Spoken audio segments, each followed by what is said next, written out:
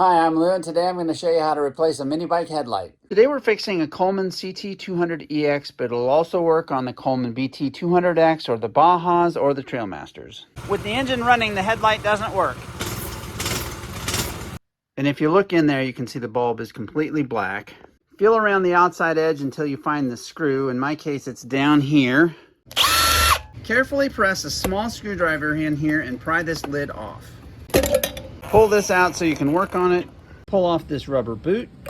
Press down and twist to unlock this. Pull out the old bulb. I'll post a link to the new bulb in the video description below. Don't touch the glass of the bulb because the oil on your fingers can make it break sooner. So slide this off and drop it in here. Push down, twist and lock. Push the rubber boot back on. Line that little tab up with the screw hole and put this back in. Screw back in. Start her up. And we're back in business. If you have any questions or want to learn more, please join our Minibike Newbies Facebook group where there are many experienced people that are happy to help. Thanks for watching.